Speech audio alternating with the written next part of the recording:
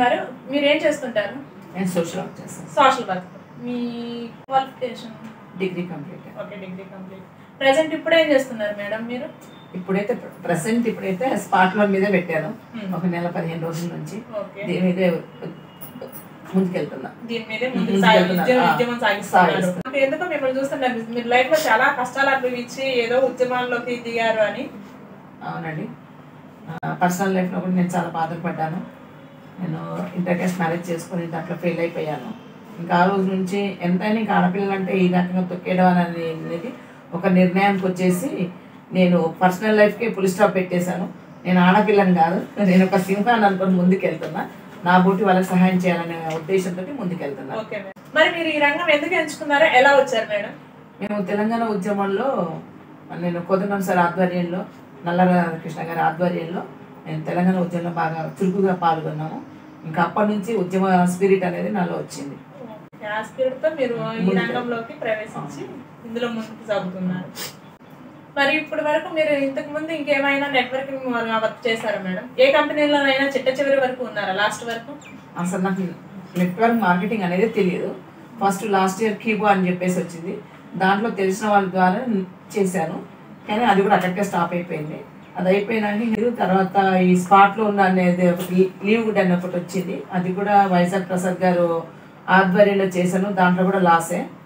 ఇంకా ఆయనకి ఏది వచ్చినా మమ్మల్ని పెట్టడం, ఆయన గెయిన్ అవ్వడం, మమ్మల్ని లాస్ చేయడం.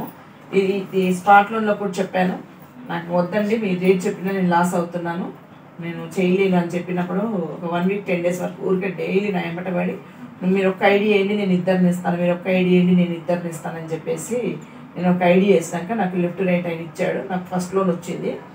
ఇంకా ఫస్ట్ లోన్ వచ్చింది కదా అనే కాన్ఫిడెన్స్, నమ్మకం అనేది వచ్చి నేను కంటిన్యూ చేస్తున్నాను. నేను ఓన్లీ 3 ఐడీస్ వేసుకున్నాను. మీకు అసలు స్పాట్ లోన్ అనేది తెలియదు అన్నారు కదా, మరి ఈ స్పాట్ లోన్ మీరు ఎలా వచ్చారు? మిమ్మల్ని ఎవరు తీసుకొచ్చారు ఇందులోకి? ప్రసాద్ గారు. వైజాగ్ ప్రసాద్ గారు.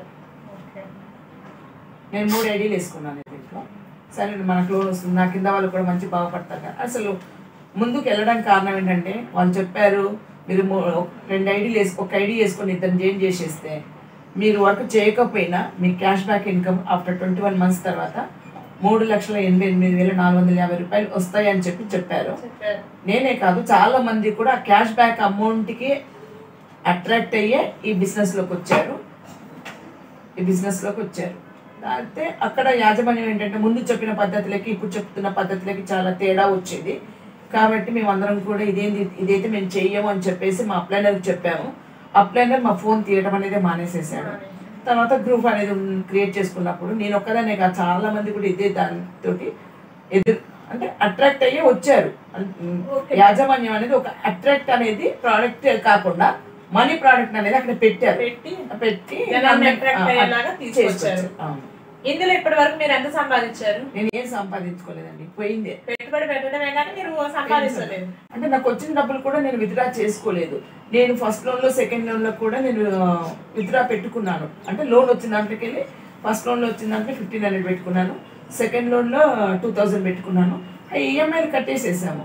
నాకు మే 11th రోజు, ఏప్రిల్ 11th రోజు నాకు ఫస్ట్ ఐడికి థర్డ్ లోన్ కూడా వచ్చింది. ఏప్రిల్ 1st దాంట్లో నుంచి నేను ఒక 5,000 కూడా మేము తీసుకున్నాము, అది కడుతున్నాము. ఈఎంఐ రెగ్యులర్గా కడుతున్నాము. ఏప్రిల్ లాస్ట్ సాటర్డే రోజు నేను ఈఎంఐ కట్టాలి. ప్రసాద్ గారికి అడిగాను, ఏమండి నాది ఈరోజు ఈఎంఐ అయింది, నేను డబ్బులు వేస్తాను, దాన్ని ఈఎంఐకి పంపించండి అంటే ప్రసాద్ గారు ఏమన్నారంటే, మేడం గారు ఈ కంపెనీ ఏదో గందరగోళంగా ఉంది, నేను ఒక 6 days నుంచి నేను వర్క్ చేయట్లేదండి, ఇదేదో లెక్కలో ఉందండి, గందరగోళంగా ఉంది, మీరు ఇప్పుడే ఈఎంఐ కట్టొద్దు అని చెప్పారు. అన్నందుకు సరే ఎందుకు సార్ మీరు ఎప్పుడు చెప్పిన ఇటువంటివే చెప్తారు, బాగున్నాయి అని చెప్పారంటే చూద్దాం మేడం ఫస్ట్కి విత్డ్రా అన్నారు కదా అని చెప్పేసి అన్నారు. సరే విత్డ్రా ఫస్ట్కి ఇస్తారనుకుంటే అప్పుడు చేద్దామంటే అప్పుడు చేద్దాం మేడం అన్నారు. ఇంకా అదేనండి, నేను ఈ మాట అడగడంతో ప్రసాద్ గారు ఆ రోజు నుంచి నాకు ఈ రోజు వరకు నా ఫోన్ తీయలేదు, నేను వాయిస్ రికార్డ్ పెడితే కూడా విన్నారు, దానికి ఆన్సర్ ఇవ్వలేదు. ఓకే మేడం, ఈ పోరాటంలో ఇప్పుడు మీ ఇలా నష్టపోయిన వాళ్ళలో మీరు ఒక్కలేని లోకల్ నుంచి ఇంకా మీకు ఎవరన్నా ఉన్నారు మీకు సపోర్టింగ్ గా ఉండేవాళ్ళు? లోకల్ వాళ్ళేనా, నాన్ లోకల్ లో కూడా? లోకల్ వాళ్ళు ఉన్నారు, నాన్ లోకల్ వాళ్ళు ఉన్నారు, ఇక్కడే కాకుండా అదర్ స్టేట్ వాళ్ళు కూడా ఉన్నారు. ఓకే మేడం, వాళ్ళ గురించి ఏమన్నా కొంచెం వివరాలు చెప్పగలుగుతారా? నార్త్ ఇండియన్లో అరుణయ్ రాణి అని చెప్పేసి తను కూడా నా గురించి తెలుసుకొని ఫోన్ చేసింది. నాకు ఫోన్ చేసి మేడం ఏంటి మేడం అంటే ఏంటి మీరు ఎక్కడ నుండి అంటే అంటే అందరూ అనుకోవచ్చు నార్త్ ఇండియన్స్ అంటే హిందీలోనే మాట్లాడతారు అనుకోవచ్చు, కానీ నాతో తెలుగులో మాట్లాడింది.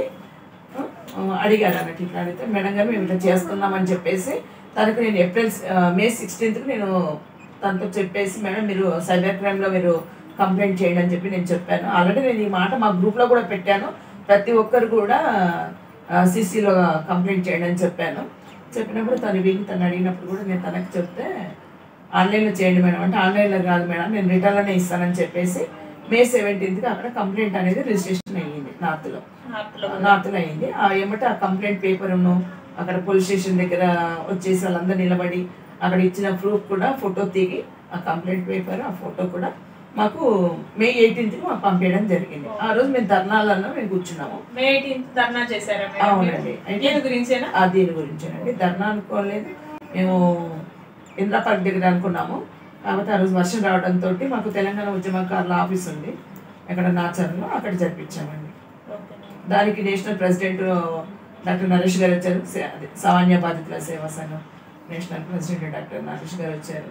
తర్వాత తెలంగాణ స్టేట్ ప్రెసిడెంట్ కూరపాటి నాగేశ్వరరావు గారు అటెండ్ అయ్యారు. దీంట్లో చాలామంది బాధ్యతలు మేము ఎక్స్పెక్ట్ చేయలేదండి. కొన్ని యూట్యూబ్ ఛానల్ కూడా నేను చేసే ప్రోగ్రామ్ మీద దృష్టి పెట్టి అలా అనౌన్స్మెంట్ చేయడంతో నా నెంబర్ పెట్టడంతో తెలుసుకొని కూడా మేము అనుకున్న ప్రోగ్రామ్కి వాళ్ళు వచ్చారు. ఆ ప్రోగ్రాంలో ప్రశాంత్ వాళ్ళ టీం కూడా ఉంది, పావని వాళ్ళ టీం కూడా ఉంది, ప్రసాద్ వాళ్ళ టీం కూడా ఉందండి. ఇందులో ఇప్పుడు మీరు ఒక్కళ్ళే ఉంటున్నారా, ఇంకా మీకు ఎక్కడి నుంచి అన్న సపోర్ట్ ఉందా మేడం? అంటే నా పోరాటానికి చాలా మంది సపోర్ట్ ఉన్నారంటే నేను ఒకదానే కాదు, కానీ నేను మాత్రం ముందుగా ఒకదాన్ని దిగాను. కానీ నాకు అందరు కూడా బ్యాక్ సపోర్ట్ ఇవ్వడంతో మేము మీకున్నాం మేడం, మేము ఉన్నాం మేడం, ముందుకు వెళ్దాం, వీళ్ళని అస్సలు వదలొద్దు. ఎందుకంటే ఫ్యూచర్లో ఇలాంటిది జరగొద్దనే ఉద్దేశంతో మేము ముందుకు వెళ్తున్నాం. ఇలాంటి ఎంఎల్ కంపెనీ రావటము, జనాలను మోసం చేయటం, వాళ్ళు నింపుకొని వెళ్ళిపోవడం కదా, ఇలాంటిది ఇంకా ఫ్యూచర్లో రావద్దు అనే ఉద్దేశంతో మేము. మీకు బ్యాక్ బోన్ లో సపోర్ట్ చేసే వాళ్ళు ఎవరు మేడం? వాళ్ళ పేర్లు ఏమన్నా చెప్తారు? పెద్ద పెద్ద వాళ్ళ ఏమన్నా, లేకపోతే మళ్ళీ మిడిల్ క్లాస్ వాళ్ళేనా? మిడిల్ క్లాస్ వాళ్ళు చాలా మంది ఉన్నారండి. అయితే కాకినాడ నుంచి కాకినాడలో కూడా బాధితులు ఉన్నారు. ఆ బాధితులు అందరు కలిసేసి వాళ్ళకు రిలేటివ్స్ అవుతారా తెలిసిన వ్యక్తి అనేది నాకు తెలీదు. సత్యనారాయణ అని చెప్పేసి ఒక ఎస్ఐ గారికి చెప్పి వాళ్ళు నా నెంబర్ ఇచ్చారంట సార్కి. సార్ నాకు కాల్ చేశారు, నేను మామూలు ఎవరో అనుకొని చెప్పేసి ఎస్ఐ గారికి కాల్ చేశారు. కాల్ చేసేసి జే సత్యనారాయణ చేసేసి అడిగారు ఎక్కడి నుంచి అంటే కాకినాడ నుంచి అన్నారు. అవును సార్ ఇది అని నేను మొత్తం టోటల్గా ఎక్స్ప్లెయిన్ చేసినాక సార్ మీరు ఎక్కడి నుండి అంటే అమ్మ నేను కాకినాడ బాధితులందరూ మాకు ఇట్లా ఫోన్ చేసి చెప్పారు, వాళ్ళ గురించి మీ నెంబర్ కూడా వాళ్ళే ఇచ్చారు. సరే మరి మీరేం చేస్తారంటే నేను డిపార్ట్మెంట్లో ఏంటి సార్ అని అడిగినప్పుడు నేను ఎస్ఐనండి అన్న. ఎక్కడున్నారు సార్ మీరు ఇప్పుడు పోస్ట్ ఎక్కడ అంటే లకిడికప్పుల్లోనమ్మా అని చెప్పారు సార్. నేను చేసేదానికి అమ్మ నేను సపోర్ట్ కంపల్సరీ మీ సపోర్ట్ ఉంటాను, ఇలాంటి నా కొడుకులను అసలు వదిలిపెట్టొద్దని కూడా సార్ చెప్పారు. ఇదే కాకుండా లాస్ట్ 10 days బ్యాక్ కూడా గుంటూరు హైకోర్టు దగ్గర ఉంటారంట సార్, స్పెషల్ డిపార్ట్మెంట్లో ఉంటారంట ఎస్ఐ ఆయన కూడా ఎస్ఐ, అతని పేరు ప్రసాద్ అండి. అతను కూడా ఫోన్ చేశారు. వాళ్ళ రిలేటివ్స్ నష్టపోయిన వాళ్ళందరూ కూడా నల్గొండ, జన్గాన్, ఆలేరులో ఉన్నారంట. వాళ్ళు చెప్పడంతో వాళ్ళ సార్ కూడా నాకు ఫోన్ చేసినప్పుడు అమ్మ మీరు ఏం భయపడద్దు, ఇలాంటి వాళ్ళందరూ తీసుకెళ్దాము, ఇప్పుడు ఎలక్షన్ మూమెంట్ ఉంది కాబట్టి కౌంటింగ్ అయిపోయిందంటే టోటల్గా దృష్టి దీని మీద పెట్టేద్దాము, మీరు ముందుకు వెళ్ళండి, మీకు ఎలాంటి ఆపద వచ్చినా మాకు ఏమంటే ఫోన్ చేయండి, మేము మిమ్మల్ని చూసుకుంటాం కాపాడుకుంటాం అని చెప్పేసి వాళ్ళు కూడా మాకు హామీ ఇవ్వడం జరిగిందండి. ఓకే మేడం, మీరు ఈ కంపెనీ మీద ధర్నా చేశానన్నారు కదా, అది పర్సనల్గా చేశారా లేకపోతే? నాకు పర్సనల్గా వాళ్ళతో గొడవ ఏం లేదండి, ఎవరి మీద ఏం లేదు, ప్రశాంత్ మీద లేదు, వస్తున్న వాటిలో ఎక్కువగా పర్సనల్ గా లేదని మీరు అంటున్నారు, వాళ్ళు మాత్రం పర్సనల్ గా మీ పేరే వస్తుందని బయట టాక్ ఉంది. ఎందుకు అంటే వాళ్ళు తీసుకున్నారు మేడం. నేనైతే ముందు నుంచి కూడా గ్రూప్లో పెడుతున్నాను. నేను ముందు అసలు గ్రూప్లో నేను వాయిస్ అస్సలు ఇవ్వలేదు. అందరి వాళ్ళ బాధలు అనేది నేను అబ్జర్వేషన్ చేస్తున్నాను. కంటిన్యూగా ఒక 4-5 days వాళ్ళు మెసేజ్ పెడుతున్నారు గ్రూప్లో. ఆ మెసేజ్ చూస్తూ ఉన్నప్పుడు ఆ గ్రూప్లో పవని గారు ఉన్నారు, ప్రసాద్ ఉన్నారు, ప్రశాంత్ కూడా ఉన్నారు. కానీ జనాలు చెప్తున్న మెసేజ్లు వింటున్నారు, వాళ్ళు పెడుతున్న మెసేజ్లు చదువుతున్నారు.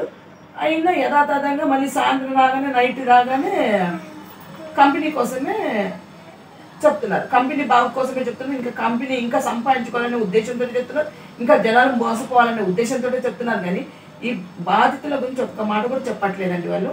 అందుకోసం నేను నెక్స్ట్ 6th డే రోజు నేను ఒక వాయిస్ రికార్డ్ పెట్టాను. ఏమండి పావని గారు మీరు ఎంతసేపు